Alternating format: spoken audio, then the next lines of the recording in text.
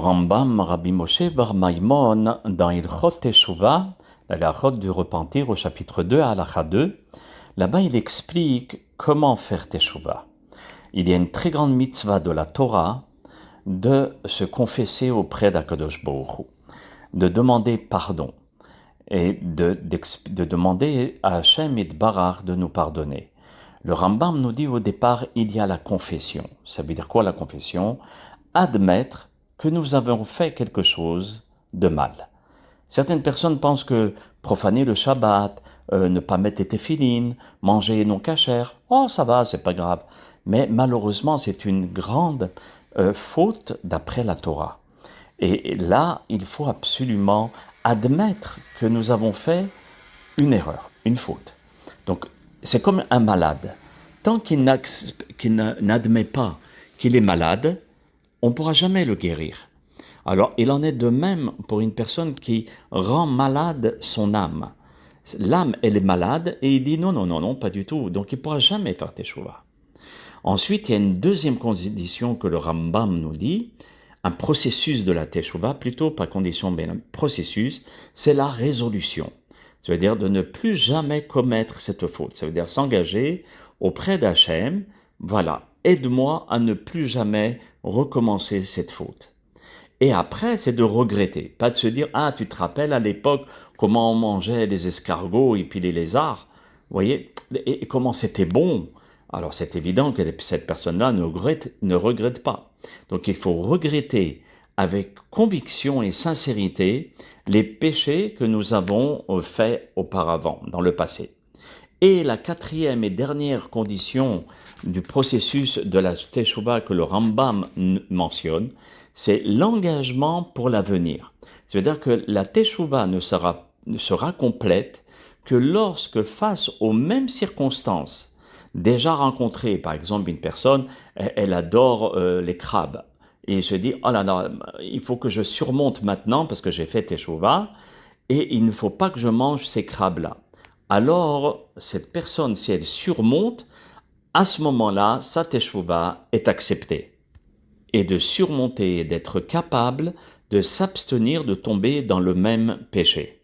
Surtout pendant le mois de Elul, il faut en profiter, mes chers amis. C'est une occasion en or que nous avons tous de demander pardon sur les fautes que nous avons faites. C'est comme si on trahit un ami le plus proche, qui sont nos parents, qui sont nos frères, nos amis les plus proches, on le trahit. Et là, il nous dit, regarde, bon, je vais te donner un moment pour que tu puisses te comporter différemment et je te pardonnerai. Et notre ami oublie absolument tout le mal que nous avons fait. Ici, c'est notre ami, notre Père, notre Dieu, notre Créateur. Et toute personne qui multiplie et s'étend longuement dans le vidouille, c'est-à-dire dans la supplication, et il dit vraiment à Hachem, excuse-moi d'avoir fait telle et telle erreur. Il donne les cas et il détaille ce qu'il a fait.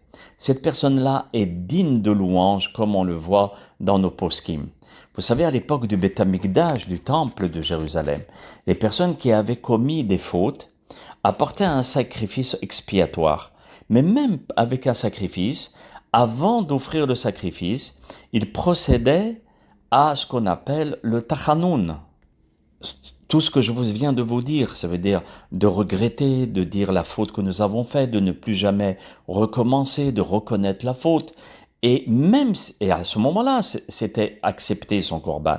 Parce que même s'il offrait des milliers de sacrifices, comme dit le prophète, la faute ne sera pas pardonnée. Parce que l'essentiel n'est pas observé. C'est pour cela que je vais conclure en disant que chacun d'entre nous, si nous avons fait des erreurs, et nous sommes des êtres humains, on a fait des erreurs, c'est d'essayer de se dire, voilà, cette année, je prends comme engagement, un engagement, mais être sûr de le respecter et que Be'ezrat Hashem, l'année prochaine, on ne se représente pas devant Akadosh Baruch Hu, encore une fois, d'avoir transgressé le Shabbat ou d'avoir transgressé la cacheroute ou bien Nida, qui sont des fautes très graves et qui malheureusement maintenant rentrent dans les oubliettes, comme si c'était normal. on peut perdre son olam haba, et donc nous avons cette arme qui s'appelle la teshuva. C'est une occasion, une opportunité exceptionnelle que nous avons. Comme je vous avais expliqué une fois, que c'est les fautes qui apportent tous les malheurs dans le Ham Israël et dans notre vie. Si on enlève ces fautes-là, en essayant de prendre notre courage à deux mains et de se dire, allez, je vais commencer d'être mieux, d'être meilleur qu'hier, alors, Be'ezrat Hashem, les fautes, non seulement elles seront plus là, mais si on fait une faute, on fait une teshuva, en se disant, je vais plus jamais recommencer, Akadosh Baruch Hu voit à combien nous sommes sincères, et la faute que nous avons faite, tellement on est sincère, et on regrette, et on se dit comment j'ai pu faire de la peine à Akadosh Baruch Hu, Hashem considère cette avera, cette faute, comme une mitzvah. Vous vous rendez compte? Tellement la tchouva est sincère. Et ne pas se dire, oh, écoute, à la fin de ma vie, je ferai tchouva.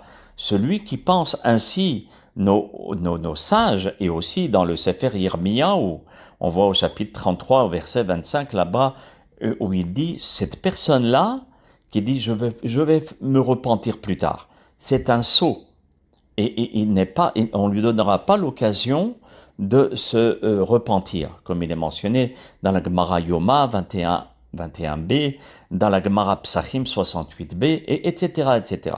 Il y a beaucoup de références à ce sujet, et ne pas croire, si vous voulez, que Hashem Yitbarach, c'est notre petit copain et on peut faire ce que l'on veut avec et le trahir. Non, et d'essayer de conscientiser que nous sommes des Bnei Israël et qu'il faut faire teshuva sincère et que le jour de Yom Kippour, on n'est pas là en train de faire les rigolos en demandant pardon et puis à la sortie, on recommence à faire les fautes. D'essayer de s'engager, même si c'est une seule mitzvah, que nous allons, ou bien une seule avéra, de ne plus faire une seule avéra, ça veut dire, par exemple, le Shabbat, ou bien la Kashrut, ou bien la Nida pour les personnes qui sont mariées, à ce moment-là, au moins, c'est le commencement du processus de la Teshuvah. Et Hashem Yitbarach, il regarde nos efforts. Qu'Hashem Yitbarach nous donne la force et la volonté de faire Teshuvah et de nous repentir et ne plus jamais encore retomber dans les pièges de ce Yetzer Hara. Amen. La Gemara et nos poskim nous rapportent que celui qui effectue une Teshuvah sincère, on ne rappellera jamais la moindre de ses erreurs ou les fautes qu'il a pu faire, à condition de s'engager à ne plus jamais répéter sa faute. Ça veut dire que la Teshuvah, ce n'est pas un amusement ou bien un jeu. Même dans un jeu, on ne fait pas semblant. Alors, la Teshuvah, ce n'est pas du semblant. De faire Teshuvah, hatati, pashati, aviti, puis après on recommence constamment les mêmes erreurs. Alors, donc c'est pour cela, comme j'avais dit la dernière fois, celui qui va s'engager ne serait-ce qu'à une seule mitzvah. Déjà, Akadosh Baruch Hu va regarder ses efforts et le considère comme un Baal Teshuvah. Et il est bien dit dans la Gemara que celui qui commence à faire Teshuvah, Akadosh Baruch Hu va l'aider. Tout ce que j'ai rapporté concernant l'importance de la Teshuvah, etc., c'est très important de savoir que la Teshuvah et Yom Kippour ont le pouvoir de pardonner seulement les fautes commises envers Hachem, mais pas les fautes commises envers le prochain. Yom Kippour a la force de pardonner après avoir présenté nos excuses à la personne envers qui nous avons fauté, ou bien volé, ou bien triché. Akadosh Baruch Hu, il ne peut pas pardonner à la place des êtres humains, c'est évident. Donc, si on a commis une erreur à l'égard d'un être humain, il faut lui demander mechila, avoir l'humilité d'aller le voir et lui demander pardon. On verra dans les halachot plus tard, si on lui demande pardon plusieurs fois puis qu'il ne veut pas, alors on verra comment faire. Donc, il est très important d'aller voir la personne à qui on a fauté. Rabbi Meir Baal Hanes, dans la Gemara, il rapporte que nous récitons les supplications, cela est Tachanonim, et nous devons dire Chet. Le Chet, c'est quoi? Hatati. De grâce à Hachem, j'ai fauté involontairement. Après, il y a le Avon, aussi d'avouer à Hachem que j'ai fauté volontairement. Et il y a le pécha, qui est plus grave, j'ai fauté par rébellion envers toi. Et de l'avouer, de dire à Hachem Idbarach, c'est notre papa, de dire voilà malheureusement ce que j'ai fait. Et de dire j'ai agi de telle ou telle façon, et Abba, papa, Hachem, je regrette ce que j'ai fait et j'ai honte de mes actions. Je te promets, j'ai honte. Et je m'engage à tout jamais à ne plus revenir dans de tels agissements. Je t'en supplie, aide-moi à tenir mon engagement. Et on s'engage à ne plus recommettre cette faute de nouveau. Alors ceci représente l'essentiel du vidouille. Le vidouille, c'est dans les supplications, ou bien les aveux. Et tout ceci, on peut le voir dans les poskim, dans le Rambam, et de tous les poskim que je vous ai rapportés dans le site. C'est la faute volontaire, Abimir Barlanes nous dit dans la Gemara Yoma, à la page 36b, ainsi que le Rambam dans les Chot Shuvah, qui nous dit c'est la faute volontaire qui provoque la faute involontaire. C'est la raison pour laquelle que Rabbi Meir Barlanes nous dit d'abord on demande pardon sur la faute involontaire et ensuite volontaire. C'est pour cela on commence hatati, vous voyez, quand on commence les tahanunim, les supplications. Hatati. Pourquoi? Parce que c'est cette faute involontaire. Pourquoi on l'a faite? Parce qu'on a fait des fautes volontaires auparavant. Alors c'est pour cela qu'il ne faut pas, du moins, penser que la faute involontaire, elle est venue comme ça. Et surtout, mes chers amis, de conscientiser qu'on est en train de parler au maître du monde, à notre Créateur, à Hachem Idbarach, à Kadosh Baruch Hu, qui est aussi notre papa. C'est vrai que c'est notre père, mais aussi il faut s'adresser à lui avec respect et de tenir nos engagements et de faire le maximum pour essayer de faire un pas, de façon à pouvoir le regarder en face, de ne pas se dire « je suis en train de jouer avec lui ». Je demande pardon et puis je me conduis toujours de la même manière. Et malheureusement, nous voyons des gens agir ainsi toute leur vie. Ils ont blasphémé le Shabbat, Nida, la Kashrut, etc. Et ils ont fait des Yom Kippour toute leur vie. Et malheureusement, ils sont passés à côté. C'est pour cela que je vous fais ces série d'audio, de façon à ce qu'on conscientise tous, et moi parmi vous, que les tachanonim, c'est un engagement envers HaKadosh Baruch Hu, et de tout faire pour être à la hauteur. Qu'Hachem nous aide à tenir nos engagements, même si c'est un seul engagement que nous allons prendre cette année, et un seul l'année prochaine, et un seul l'année d'après. À ce moment-là, à la fin de notre vie, nous ne serons pas comme celui qui a fait Yom Kippour toute sa vie et qui reste au même niveau. Vous voyez, c'est complètement ridicule.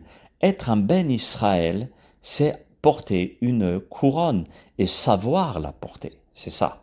Savoir porter cette couronne. Et si on est le peuple élu, nous avons un emplacement d'une médaille sur notre vêtement. Mais cet emplacement, cette médaille, il faut la mériter. Et c'est en faisant les mitzvot et en faisant le minimum de averot, parce que nous sommes des êtres humains malheureusement. On faute, oui, mais au moins de faire notre maximum pour ne pas répéter les mêmes fautes et surtout les fautes qui sont graves, comme Nida, lorsque quelqu'un est marié, de respecter Nida, c'est Hayav Karet, c'est retranché du peuple d'Israël, c'est très grave. Shabbat, c'est Hayav Skila, Hayav, beaucoup de grandes fautes. Donc, de demander à Kadosh Baruch Hu les forces pour pouvoir surmonter notre Yetzerara et qu'au moins un jour, on pourra respecter la Torah Kedusha. Mais si on continue toujours dans le même système, on faute, on fait tchouva, il y a Yom Kippour, et on recommence. Où on va là? Barminan, là, sur terre, Baruch Hashem, nous avons l'occasion de faire tchouva. Mais là-haut, quand on va être devant le tribunal céleste, et je vais faire peur à personne, mais c'est des choses qui sont vraies, qu'est-ce qu'on va dire? Quel visage nous aurons à regarder la Shekhinah, la présence divine, et puis te dire, waouh, qu'est-ce que j'ai pas fait? Et il sera trop tard, parce qu'on ne peut plus revenir en arrière. Donc c'est pour cela qu'il faut conscientiser l'importance des jours que nous avons, qui s'appelle le mois de Elul et le mois de Tishri, Yom Kippour, Rosh Hashanah, Sukkot, et vraiment d'être sincère dans nos engagements. Qu'Hachem nous aide dans notre façon d'être, Bezrat Hashem Yitbarach, et dans nos engagements. Amen. Le mot Ameler, l'homme le plus sage que la terre ait pu porter, rapporte dans Corélette au chapitre 7, au verset 20, qu'il n'est pas d'homme à ce point vertueux sur la terre qui fasse le bien sans jamais pécher. Nous sommes des êtres humains. Heureusement que nous sommes des êtres humains, parce que Dieu nous donne l'occasion de faire Teshuvah. Et la Gemara Yoma à la page 86b, ainsi que le Zohar à Kadosh au volume 3 à la page 13b, nous rapportent que là où se tient l'homme qui a fait Teshuvah, ça veut dire le repentir, même les tzadikim, gemurim, les justes qui sont vraiment des justes parfaits, ne pourront pas s'asseoir à la même place. Ça, c'est pour nous faire conscientiser à tous à combien l'homme ou la femme qui a fait Teshuvah, à combien il peut être grand aux yeux d'Akadosh Baruch Hu. Le mois d'Elul est un mois propice pour la Teshuvah, à tel point que nos sages nous disent très bien qu'il y a une grande mitzvah d'étudier. Mais pour le mois de Elul, c'est plus grand de prier. Ça veut dire la priorité sera canalisée dans la prière, afin de faire Teshuvah. La Teshuvah en elle-même, il y a plusieurs niveaux. Par exemple, la Teshuvah parfaite, c'est celle qui est faite par amour. Elle permet de transformer les fautes de la personne en mérite. Vous vous rendez compte quelle chance que nous avons.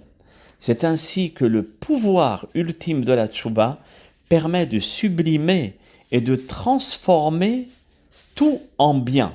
Ainsi nous rapporte Zohar à Kadosh dans la référence que je vous ai rapportée.